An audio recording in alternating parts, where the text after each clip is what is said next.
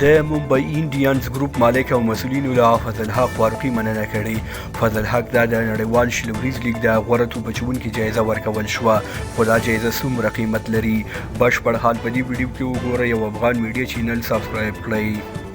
بیګا شپه د متحده عربي اماراتو اړوند نړیوال شلوریز لیګ د دوبۍ کاپیټلز لوبډلې په بریا پای ته ورسېده چې د لوبې له پای ته رسېدو نیم ساعت وروسته د جایزو مراسم پیل شو. په دې مراسمو کې د یو افغان چټک توپ اچوونکي نوم هم د درې غوره او بهترینو لوبغاړو په منځ کې شامل و.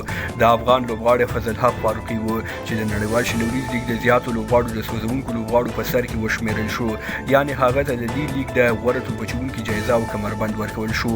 دا جایزه د 15,000 امریکایي ډالرو معادل وه، یعنې د دې غوره پرفارمنس په بدل کې د نړیوال شلوریز لیګ له لوري فضل حق د 15,000 امریکایي ډالر ورکول شو. د دې پیسو نه پرته به ممبئی انډینز امارات لوبډله هم هغه ته پیسې ورکوي چې په کومو پیسو ورسره د قرارداد له مخې لوبېده.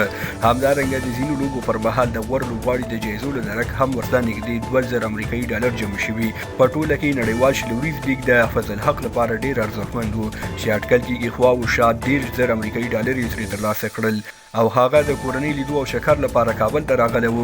نو دا جایزه د دوی اړوند لوبډلې د یوه بل لوبغاړي محمد وسیم پر لاس ورکول شوه چې نغدې پیسې به فضل حق فاروقي ته د اکاونټ له لارې ولېږل شي.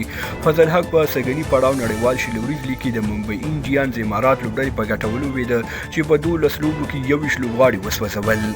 افغان کرکټ څارونکو د فضل حق د غوره لوبو د هیلهمندي ښودلې چې ګواکې هغه به د راتلونکي پړاو وطنانو جام کې هم دا ډول غوره او ګټور ثابت شي. تاسې په دې اړه څه ویل لرئ؟ کمنټ کې ولیکئ. زموږ ویډیو شیر او چینل سبسکرایب کړئ.